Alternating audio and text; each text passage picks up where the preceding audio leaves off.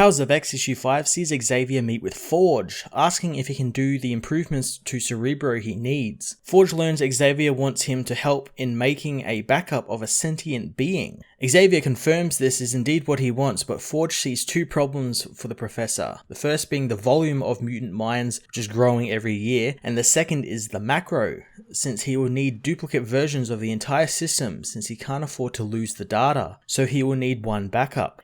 Xavier, however, wants 5 backups to cover all complications and contingencies. Forge says that the only thing stopping him is unlimited power and the unlimited storage he will need, but nothing like that exists on Earth. Xavier says that nothing does, on this planet that is. He reveals that in space there is a cloaked antimatter generator in orbit and that the Shi'ar logic diamonds can provide the storage he needs. They just need to get some. Forge knows Xavier wants him to compress this tech and integrate it into the existing ones, but Xavier says that the only person who could do it is Forge. The only question is he going to build it? 10 years later, Emma clears out the Louvre so she may look at the statues all by herself. She's approached by Xavier and Magneto, making her wonder that either something incredibly heroic or terrifyingly reckless is about to happen. Xavier says it could easily be both, as Emma asks why they are there, since she is kind of busy. Xavier knows she has been busy with the Hellfire Corporation, and reveals that he is the one behind the company making a miracle drug, a drug he wants to use as leverage to establish a mutant nation called Krakoa. Emma calls the man reckless, and they should know better than to gather all mutants in one place, since their enemies could easily kill them off. She says she won't help with it, but Xavier wants her to help with the mutant government instead. Emma thinks they are getting ahead of themselves by talking about a government for a non-existent state, but Magneto says that in 1 month, the population of Krakoa will expand from several mutants to over 100,000, and in 3 months it will be 5 times that, and soon there will be millions. So they aren't ahead of themselves, they are woefully behind. Emma doesn't believe that they are serious, but the men tell her that this is the day that they can make things right.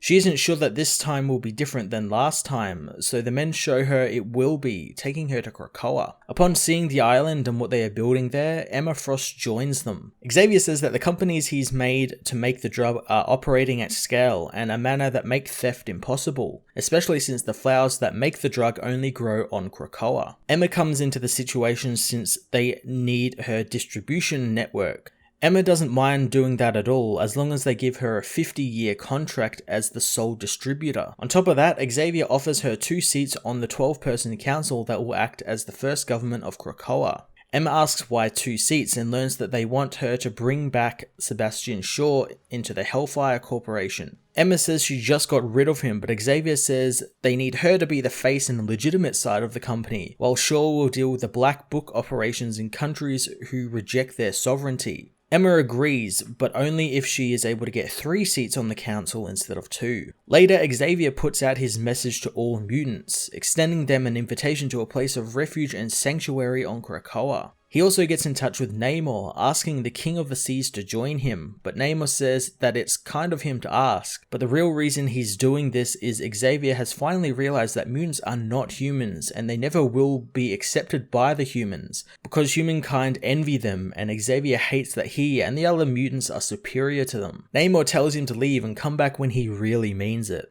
1,000 years in the future, the Elders still wait for Phalanx to give them an answer, and soon it has one. The being turns into a humanoid form, ready to give the Elders its terms, and the being absorbs one of the Elders, saying that they accept them. Later, the librarian asks Nimrod why, after accepting the deal, did Phalanx destroy the Elder, and Nimrod says that they did it so they could improve. Nimrod says that Phalanx operates in a similar way to them, but more sophisticated in their self-replicating machines. Nimrod posits that Phalanx's creator is made of machines, but it's not technological in nature and possibly made of universal particles like electrons and protons, which would make them dense, but the robot doesn't know if they are dense enough to collapse time and become singularities. The librarian knows what Nimrod is talking about is the Titan theory, which states that at the heart of every black hole there is a supermassive machine brain, each containing the collective intelligence of an advanced society that has collapsed in on itself. Nimrod says that there is more than just the theory, saying that a black hole is really a bridge from one singularity to another. Therefore, each black hole isn't its own separate machine, but they are all connected, forming one single machine that stretches across the universe, and maybe it's the god mankind spent so much time looking for.